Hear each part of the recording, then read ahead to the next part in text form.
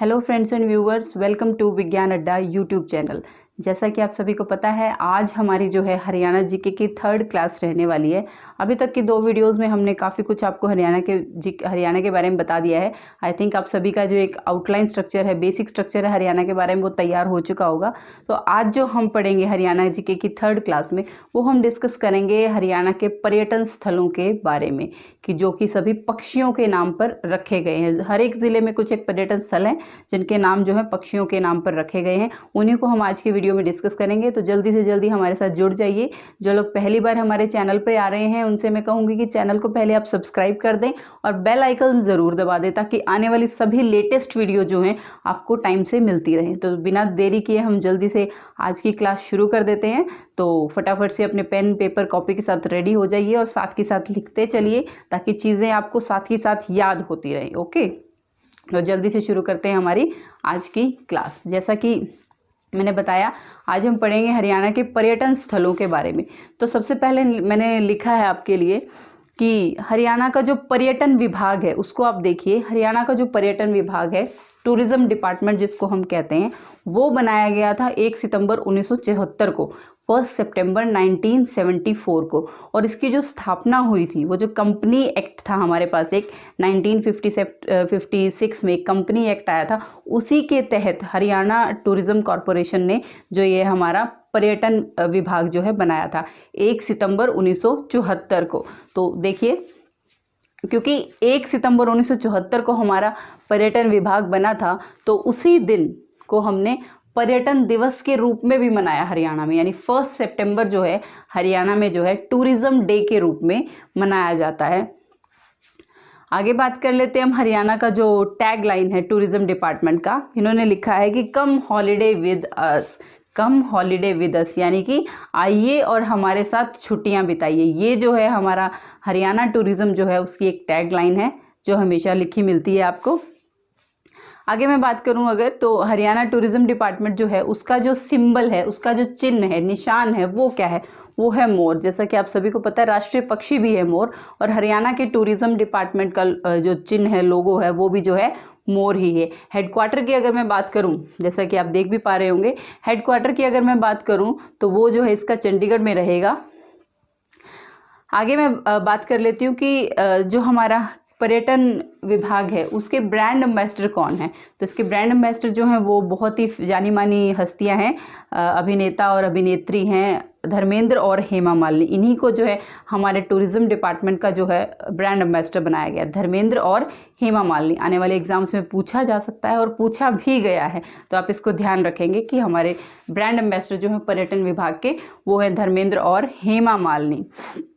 चलिए आगे, और मैं एक पर्सन का नाम आपसे डिस्कस करूंगी, वो है सुमिता मिश्रा। सुमिता मिश्रा IAS अधिकारी हैं ये जो हमारा पर्यटन विभाग है, टूरिज्म डिपार्टमेंट है, उसके सेक्रेटरी या फिर सचिव आप कह सकते हैं, उसके सचिव हैं, जो इसका पर्यटन विभाग का जो है सारा कामकाज देखते हैं। इसके सेक्रेटरी के रूप में ये कार्य करते हैं। आगे हम बात कर लेते हैं हमारे पर्यटन मंत्री के बारे में। बहुत सारे लोगों को तो पता भी होगा, हाल फिलहाल जो कैबिनेट में मिनिस्टर भी हैं हमारे, कि पर्यटन, शिक्षा और वन विभाग जो है अभी इन्हीं के पास है। तो कंवरपाल गुर्जर जी, आप स्क्रीन पे देख भी पा रहे हैं, कंवरपाल गुर्जर जी, जो कि यमुनानगर के जगाधरी से विधायक रहते हैं। ये हमारे विधानसभा स्पीकर भी रह चुके हैं और हाल फिलहाल जो है अभी ये हमारे जो हैं पर्यटन मंत्री के रूप में कार्यरत हैं, पर्यटन, शिक्षा और वन मंत्री के रूप में कार्यरत हैं। आगे मैं कुछ और एक चीज़ें आपको बता देती हूँ कि जो ये टूरिज्म डिपार्टमेंट है, इसकी एक इंडस्ट्री आती है, कि किस इंडस्ट्री के तहत ये आता है। तो इसको आप सिंपली देख सकते हैं कि ये highway, weekend and Pilgrim department में आता है। एग्जाम में पूछा जा सकता है, डायरेक्ट क्वेश्चन बनेगा इसका, ज़्यादा डिस्कस नहीं करेंगे हम इसको, सिर्फ इसी तरह से पूछ सकते हैं कि कौन सी इंडस्ट्री के अंदर आता है। तो आपको पता होना चाहिए हाईवे, वीकेंड एंड पिलग्रिम। ठीक है, अभी तक हमने इतना डिस्कस किया, आप देख भी पा रहे हैं सारी चीज़ें ये। तो ये था हमारा पर्यटन विभाग के बारे में, पर्यटन दिवस के बारे में। हर इसकी टैगलाइन क्या है, कौन इसके ब्रांड एम्बेसडर हैं, क्या इसका लोगो है, कौन हमारे सचिव हैं, कौन हमारे पर्यावरण मंत्री हैं। ठीक है, ये सब चीज़ें आपके लिए जानना बहुत ज़रूरी है, क्योंकि सभी इस टॉपिक से रिलेटेड एग्जाम में पूछी जा सकती है। बहुत इम्पॉर्टेंट हैं। वीडियो अगर आपको पसंद आ रही है तो आप लाइक का बटन ज़रूर प्रेस कर दें और साथ के साथ जो है हमें कमेंट्स भी भेजते रहा करिए, क्योंकि कमेंट्स जो है हमारे लिए एक एप्रिसिएशन का काम करते हैं। बहुत मेहनत करके, बहुत सारा कंटेंट सर्च करके बेस्ट टू बेस्ट वीडियोज़ आपके लिए बनाई जाती हैं। तो प्लीज़ हमसे कनेक्ट रहिए और कमेंट्स ज़रूर भेजते रहिए, ताकि हमें पता चलता रहे कि आपको वीडियोज़ जो है वो कैसी लग रही। हमें ज़रूर शेयर कीजिए ये बातें। आगे बढ़ेंगे। अब हम डिस्कस करेंगे हर एक ज़िले में जो पक्षियों के नाम पे हमारे पर्यटन स्थल हैं, उनको मैं डिस्कस करने जा रही हूँ। कुछ लोगों ने हमें बोला था कि मैम आप स्क्रीनशॉट का हमें टाइम दीजिए, तो स्क्रीनशॉट अगर आप लेना चाहते हैं तो अभी ले सकते हैं। मैं एक बार साइड में हो जाती हूँ।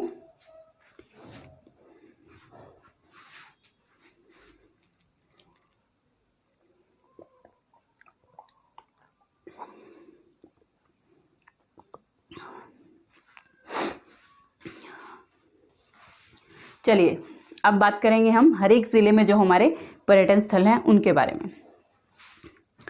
हाँ, सबसे पहले मैं बात करूँगी अम्बाला में। अम्बाला में जो पर्यटन स्थल है वो है किंगफिशर के नाम से। जैसा कि नाम से भी पता चल रहा है, आप फोटो में देख भी पा रहे हैं। अम्बाला का जो पर्यटन स्थल है वो है किंगफिशर। मतलब किंगफिशर को हिंदी में हम कहते हैं राम चिरैया।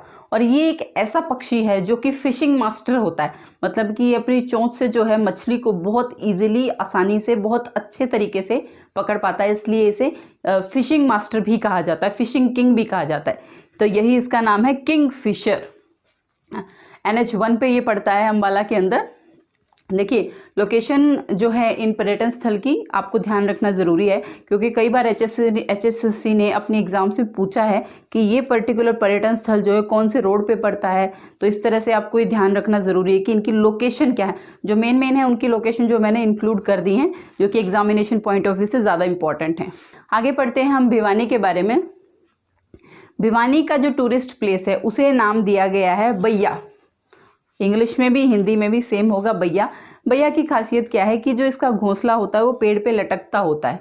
बहुत सारे लोगों ने देखा भी होगा। तो भिवानी में जो है टूरिस्ट प्लेस वो बैया के नाम से है, देख भी पा रहे होंगे आप। इसका जो स्ट्रक्चर है, बैया जो टूरिस्ट प्लेस है, इसका जो स्ट्रक्चर है वो काफ़ी कुछ जो है राजस्थानी हवेली से मिलता जुलता है। राजस्थान में एक हवेली है, उसी के तर्ज पर इसको बनाया गया है। राजस्थानी हवेली की तरह इसको बनाया गया है। अगर आप इसको याद रखना चाहते हो तो इस तरह से याद रख सकते हैं, क्योंकि सभी को पता है हाल फिलहाल भिवानी से अलग होकर चरखी दादरी जो है नया ज़िला बनाया गया है। तो इसी तरह आप याद कर सकते हैं कि चरखी दादरी को बाय किया किसने किया, भिवानी ने। या फिर दूसरा तरीका इसको याद रखने का है कि ब से भिवानी, ब से बैया, बहुत आसानी से आपको याद रह जाएगा। फरीदाबाद की जनसंख्या, जैसा कि मैंने आपको पिछली वीडियो में बताया भी था, लगभग 18 लाख के आसपास इसकी आबादी है। तो यहाँ पे जो टूरिस्ट प्लेस है बहुत ज़्यादा है संख्या में। तो हम 1 बाय 1 जो है इनको आज डिस्कस करेंगे। देखिए शुरू में जो मैंने लिखा है वो है मैगपाई। मैगपाई मैगपाई एक चिड़िया होती है, तो उसी के नाम पे जो है इस टूरिस्ट प्लेस का जो है नाम रखा गया है। आप देख भी पा रहे हैं स्क्रीन पे, मैगपाई टूरिस्ट प्लेस, जो कि फरीदाबाद में है। आगे मैं बात करूंगी अगले टूरिस्ट प्लेस के बारे में, जो कि है हमारा राजहंस। राजहंस ये भी फरीदाबाद में ही है, आप देख भी पा रहे होंगे। राजहंस टूरिस्ट प्लेस। देखिए राजहंस का जो इंग्लिश में नाम बनता है, इस बर्ड का जो इंग्लिश में नाम बनता है वो बनता है फ्लेमिंगो। फ्लेमिंगो, राजहंस को इंग्लिश में हम कहते हैं फ्लेमिंगो। और फ्लेमिंगो नाम से टूरिस्ट प्लेस जो है हिसार में पड़ता है। तो आप इस तरह से ध्यान रखेंगे कि इस वीडियो में आप कई सारे ऐसे नाम देखेंगे जो इंग्लिश बर्ड नेम है। जैसे मैंने अभी बोला राजहंस है, तो राजहंस के नाम से जो हिंदी इसका नाम है वो है फरीदाबाद में, लेकिन इसी बर्ड का नाम जो इंग्लिश में मैं बोल रही हूँ फ्लेमिंगो, वो टूरिस्ट प्लेस आपको मिलेगा हिसार में। ठीक है, तो आप इंग्लिश हिंदी दोनों को ध्यान रखेंगे। और ऐसा ज़रूरी नहीं है कि जिस चीज़ को आप बोल रहे हैं, जैसे यहाँ पे राजहंस बोला कि राजहंस फ्लेमिंगो हिसार में है, लेकिन हिसार में ये सिर्फ और सिर्फ फ्लेमिंगो के नाम से आएगा, राजहंस के नाम से आपको नहीं मिलेगा। तो यहाँ से मैं कट भी कर देती हूँ अभी चाहिए तो, सिर्फ बताने के लिए यहाँ पे मैंने लिखा था।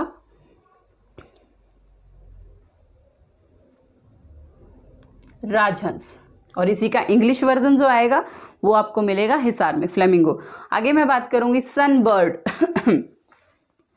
सनबर्ड के बारे में मैं बात करूंगी। सनबर्ड को हम कहते हैं शकरखोरा। शकरखोरा ये भी आपको फरीदाबाद में मिलेगा टूरिस्ट प्लेस। शकरखोरा भी एक पक्षी है, उसी के नाम पर है ये सनबर्ड। सनबर्ड टूरिस्ट प्लेस, जैसा कि आप देख भी पा रहे होंगे। अरावली गोल्फ कोर्स के बारे में, यस, ये भी एक बहुत फेमस टूरिस्ट प्लेस है फरीदाबाद के अंदर ही, अरावली गोल्फ कोर्स। याद रखेंगे आप इसको कि ये NH3 पे पड़ता है, जैसा कि मैंने अभी आपको बताया था। अंबाला का जो किंगफिशर है वो NH1 पे पड़ता है, और ये जो अरावली गोल्फ कोर्स है ये NH3 पे पड़ेगा। लोकेशन आपको याद होना बहुत ज़रूरी है, HSC इसी तरह क्वेश्चंस पूछता है और पूछ भी चुका है कई बार। NH3 पे पड़ेगा अरावली गोल्फ कोर्स, देखेंगे आप सभी। आगे हम बात करेंगे बड़खल झील के बारे में। बड़खल झील बहुत फेमस झील है फरीदाबाद की, और फरीदाबाद के ही बड़खल गांव में ये पड़ती है, बड़खल झील। आगे हम बात कर लेते हैं नाहर सिंह पैलेस। नाहर सिंह बहुत ही प्रसिद्ध नाम हुआ है, क्योंकि जो 1857 की क्रांति थी, 1857 की जो क्रांति थी, तो हरियाणा के वल्लभगढ़ यानी फरीदाबाद के वल्लभगढ़ से जो नाहर सिंह जी थे, इनका बहुत बहुत इम्पॉर्टेंट रोल रहा था, बहुत अच्छा योगदान रहा था इनका 1857 की क्रांति पर। और इन्हीं के नाम पे जो है वल्लभगढ़ में नाहर सिंह पैलेस भी है, देख पा रहे हैं आप सभी, नाहर सिंह पैलेस, वल्लभगढ़ के राजा। आगे मैं बात कर लेती हूँ हर्मिटेज हट्स। हर्मिटेज हट्स ये भी फरीदाबाद में पड़ता है। हर्मिटेज का जो मतलब बनता है वो बनता है आश्रम, यानी कि आश्रम कुटिया। अगर आप इसका हिंदी अनुवाद देखेंगे तो बनता है आश्रम कुटिया, मतलब कुछ कुछ जो है आश्रम की तरह का इनको लुक दिया गया है, तो इसीलिए इनको हर्मिटेज हट्स। आगे मैं बात कर लेती हूँ लेक व्यू, जो कि हमारे फरीदाबाद का लास्ट टूरिस्ट प्लेस है। लेक व्यू ये भी जो है फरीदाबाद के ही सूरज कुंड में पड़ता है, फरीदाबाद के सूरज कुंड में पड़ता है लेक व्यू, इस तरह से आप ध्यान रखेंगे। चलिए आगे बात कर लेते हैं। अगला हमारा जो टूरिस्ट प्लेस रहेगा वो मैं बात करूंगी फतेहाबाद के बारे में। फतेहाबाद का हमारा अगला जो टूरिस्ट प्लेस रहेगा वो है, देखिए, पपीहा। पपीहा टूरिस्ट प्लेस है, आप देख भी पा रहे होंगे, पपीहा के नाम से है फतेहाबाद में। ये जो पड़ता है हमारा NH10 पे पड़ता है, NH10 पे पड़ता है। तो पपीहा जो बर्ड है वो फेमस है अपनी साउंड के लिए, पीहू पीहू, पीहू पीहू जो साउंड करता है उसके लिए फेमस है। और ऐसा माना जाता है कि जो ये पपीहा बर्ड है वो जंगल झाड़ियों में, सूखे इलाकों में रहना पसंद करता है। और जैसा कि आप सभी को पता भी होगा, फतेहाबाद में जो है वनों की संख्या सबसे कम है हरियाणा के अंदर, वनों की संख्या सबसे कम है हरियाणा के अंदर, तो वहीं पे ये पाया जाता है। तो इसीलिए यहाँ के जो टूरिस्ट प्लेस है उसका नाम जो रखा गया पपीहा, NH8 पे ये पड़ता है, आप देख पा रहे हैं। NH10 पे ये पड़ेगा, NH10 पे। और दूसरी बात मैं आपको बता दूं फतेहाबाद के बारे में कि हमारे यहाँ हरियाणा में जो सबसे कम टूरिस्ट आते हैं वो फतेहाबाद ज़िले में ही आते हैं। सबसे कम टूरिस्ट, मिनिमम टूरिस्ट मैंने लिखा है, वो आपको मिलेंगे सिर्फ फतेहाबाद के अंदर ही। ओके, चलिए आगे बात कर लेते हैं फिर हम गुरुग्राम के बारे में। गुरुग्राम में जो टूरिस्ट प्लेस है पहला जिसकी मैं बात करूंगी वो है बारबेट। बारबेट, बारबेट पक्षी है जिसको हम हिंदी में बोलते हैं बसंत गौरी। बसंत गौरी, बारबेट यानी बसंत गौरी। और ये जो है गुरुग्राम के सोहना में पड़ता है, गुरुग्राम के सोहना में बारबेट बसंत गौरी टूरिस्ट प्लेस, देख पाएंगे आप सभी। आगे मैं बात कर लेती हूँ सारस। ये भी एक टूरिस्ट प्लेस है गुरुग्राम में ही, गुरुग्राम के सोहना के अंदर ही एक दमदम लेक है, उसके पास जो है ये सारस टूरिस्ट प्लेस पड़ता है। और जो सारस पक्षी है ये अपनी लंबी चोंच और लंबी टांगों के लिए बहुत ही प्रसिद्ध होता है। देख भी पा रहे हैं आप सभी कि सारस टूरिस्ट प्लेस दमदम लेक के पास है, ये सोहना में। आगे बात करेंगे हम समा टूरिस्ट प्लेस। समा टूरिस्ट प्लेस, जी हाँ, समा एक और टूरिस्ट प्लेस है, ये भी एक पक्षी के नाम पर ही है। इसकी खास बात क्या है कि आप सभी को पता है IGI एयरपोर्ट है हमारा, इंदिरा गांधी इंटरनेशनल एयरपोर्ट जो है, उसी से 16 किलोमीटर की दूरी पे ये पड़ता है समा टूरिस्ट प्लेस। समा टूरिस्ट प्लेस 16 किलोमीटर की दूरी पर है IGI से, इंदिरा गांधी इंटरनेशनल एयरपोर्ट से, और ये जो है झाड़सा रोड पर पड़ता है। लोकेशन मैंने अभी पहले भी आपको बोला, अभी मैं बता रही हूँ कि बहुत इंपॉर्टेंट हैं examination of point of view से, आप ध्यान रखेंगे इन्हीं सभी लोकेशंस को। समा tourist place 16 kilometre from IGI, Jharsa road पर ये पड़ेगा। आगे मैं बात कर लेती हूँ सुल्तानपुर बर्ड सेंचुरी के बारे में, जो कि गुरुग्राम में है। सुल्तानपुर बर्ड सेंचुरी ये बहुत फेमस है साइबेरियन सार्स के लिए, जो कि सर्दियों के मौसम में हमारे यहाँ आते हैं और मार्च अप्रैल तक लगभग यहाँ पे रहते हैं। और ऐसा माना जाता है सुल्तानपुर बर्ड सेंचुरी में 250 के आसपास दुर्लभ पक्षी देखे जा सकते हैं। जी हाँ, 250 के आसपास दुर्लभ पक्षी सुल्तानपुर बर्ड सेंचुरी में है जो देखे जा सकते हैं।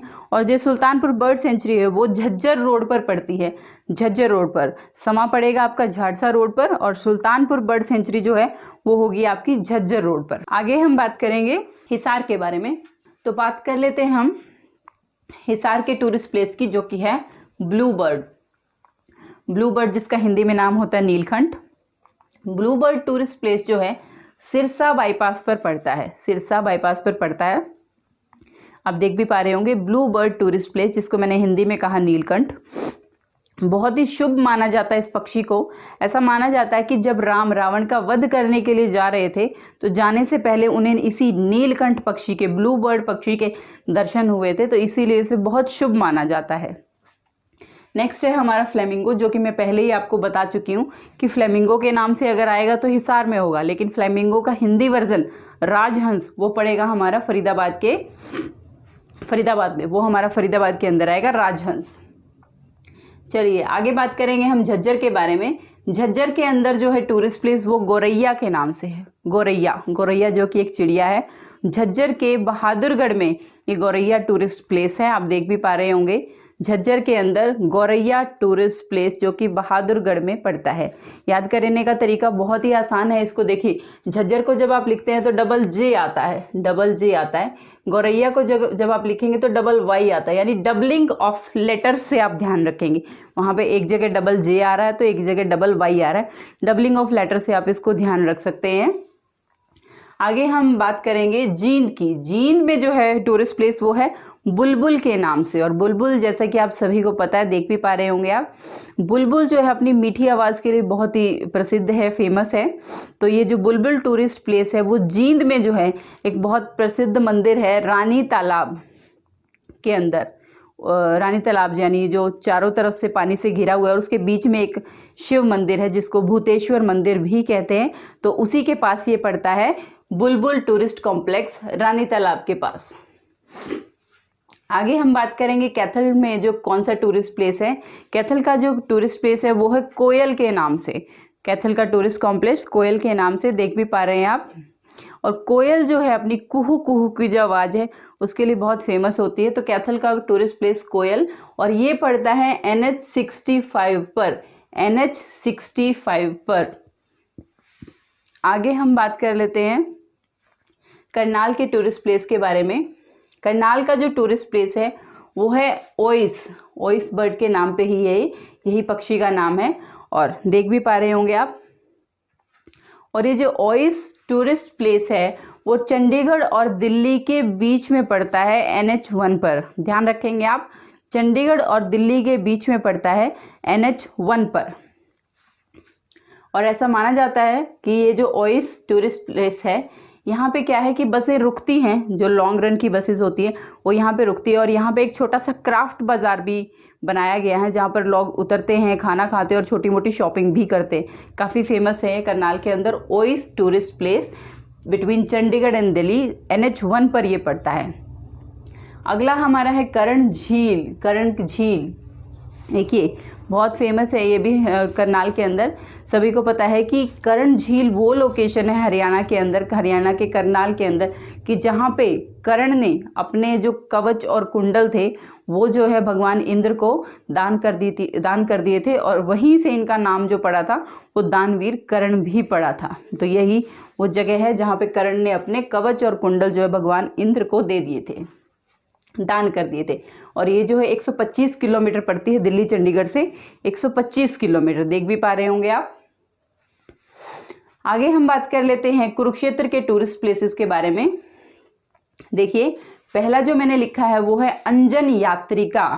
अंजन यात्रिका, देख भी पा रहे होंगे आप, अंजन यात्रिका। ये जो टूरिस्ट प्लेस है कुरुक्षेत्र का, वो हमारा पड़ता है पेहवा में, जो कि चंडीगढ़ से 110 किलोमीटर की दूरी पर है, और या फिर आप कह सकते हैं कि अंबाला कैथल रोड पर पड़ता है। पेहवा में है ये अंजन यात्रिका, 110 किलोमीटर की दूरी पर है चंडीगढ़ से अंबाला कैथल रोड पर, देख भी पाए होंगे आप सभी स्क्रीन पर।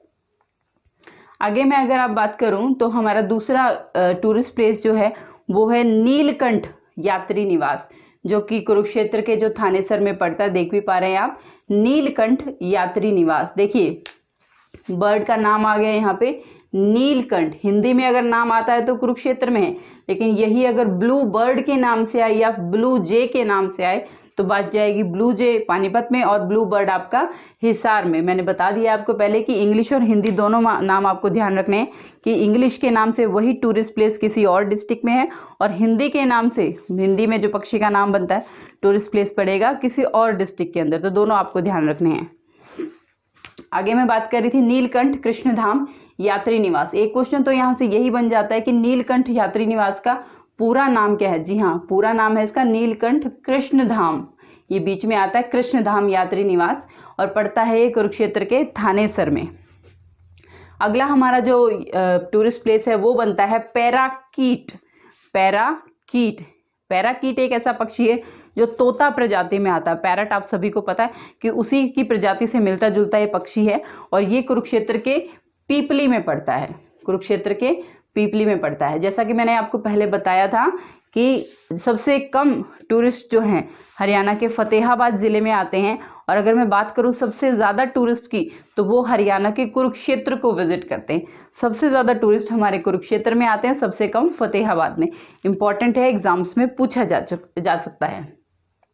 आगे चलिए हम बात कर लेते हैं पलवल के बारे में। पलवल का जो टूरिस्ट प्लेस है वो है डबचिक।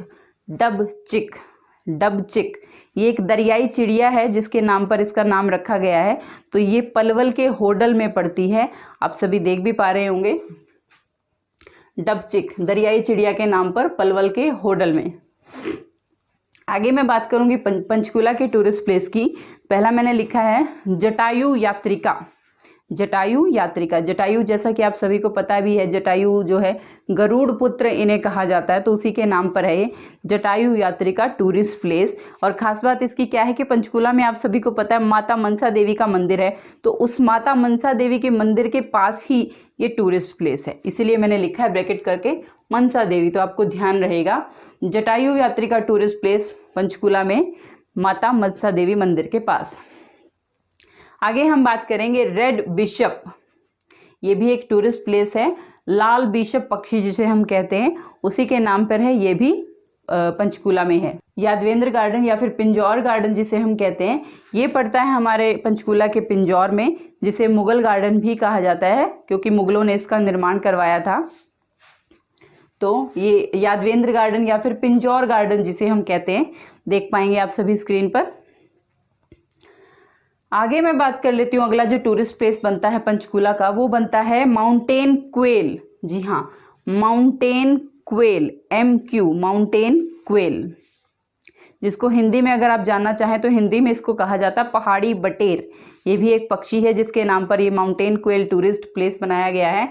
और एक आता है हमारा टूरिस्ट प्लेस टिक्कर ताल, यानी माउंटेन क्वेल और टिक्कर ताल दो हमारे टूरिस्ट प्लेस ऐसे हैं जो हरियाणा के एकमात्र पहाड़ी एरिया जिसको हम कहते हैं मोरनी, जो कि समुद्र तल से 3000 फुट की ऊंचाई पर है, वहाँ पे ये दोनों पड़ते हैं, माउंटेन क्वेल एंड टिक्कर ताल।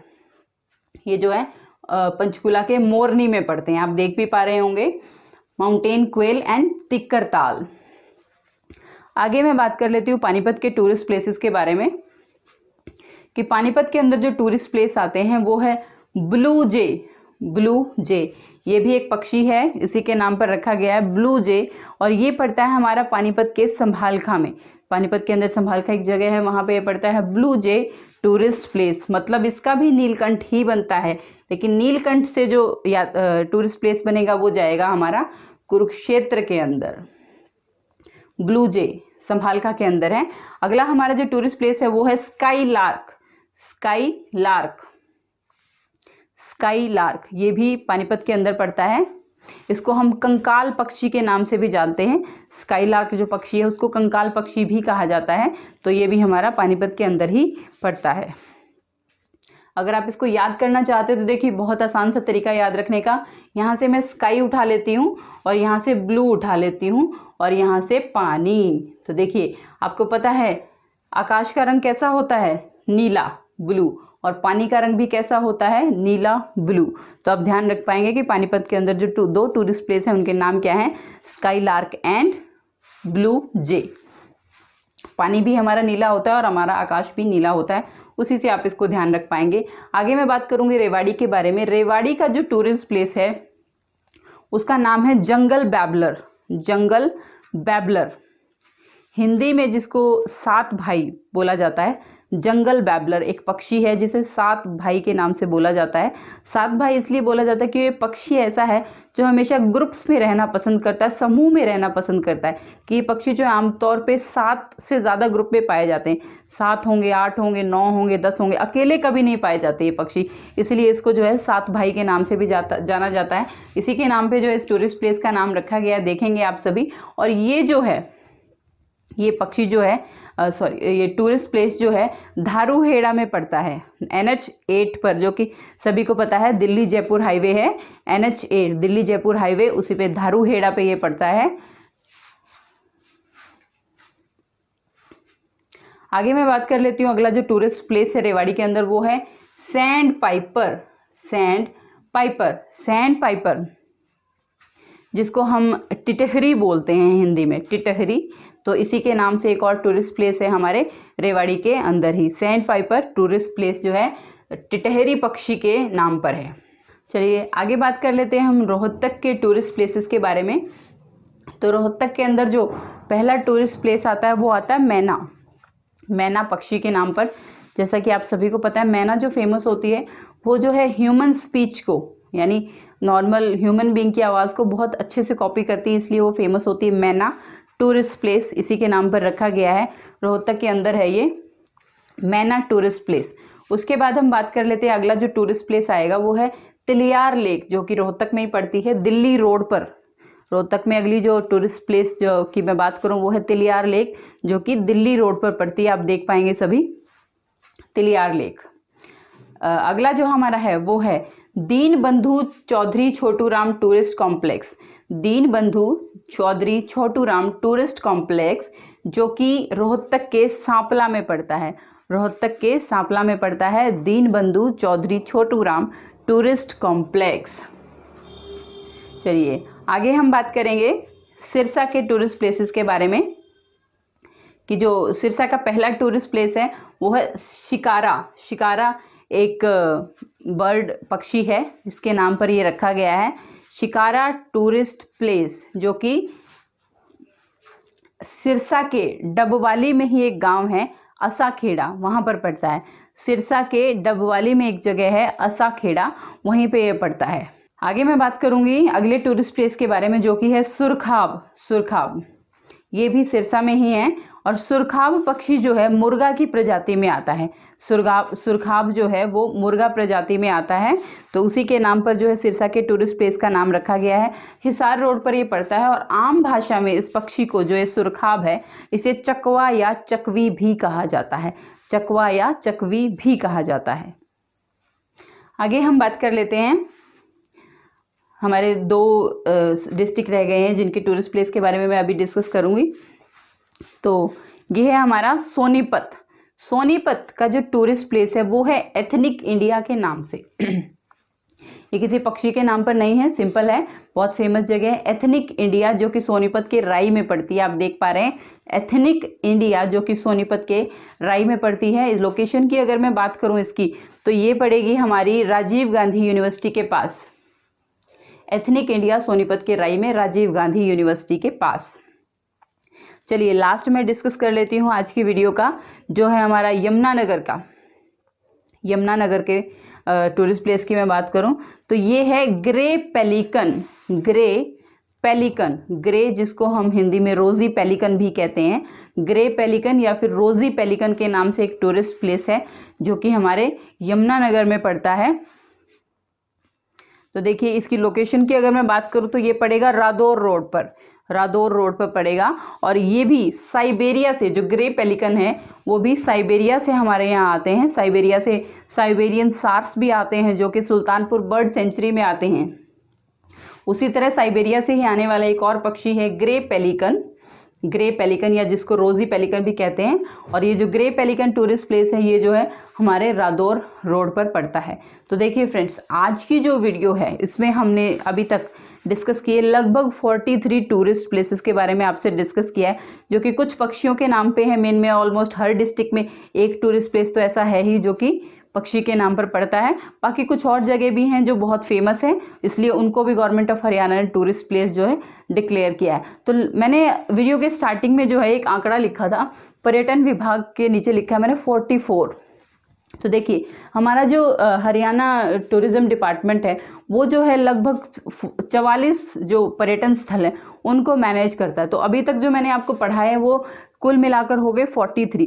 एक जो बचता है हमारा लास्ट जो है वो रहेगा हमारा सूरज कुंड। देखिए सूरज कुंड को इस वीडियो में डिस्कस करना पॉसिबल नहीं है, उसका अपना एक अलग से टॉपिक बनता है। तो बस मैं वैसे आपको बता देती हूँ कि सूरज कुंड में जो आर्ट एंड क्राफ्ट का मेला लगता है, हर साल लगता है, फरवरी के महीने में लगता है, वो भी जो है उसको भी मैनेज करने का सारा कार्यभार जो है उसका भी हमारे टूरिज्म डिपार्टमेंट के ऊपर ही होता है। तो इस तरह से ये 43 प्लेसेस और जो सूरज कुंड का मेला हमारे यहाँ लगता है, हर साल लगता है, उसको मिला के ये 44 डिपार्टमेंट या टूरिस्ट प्लेस ऐसे हो गए जिनको जो है हमारा हरियाणा टूरिज्म विभाग जो है मैनेज करता है। तो यही था हमारी आज की वीडियो में।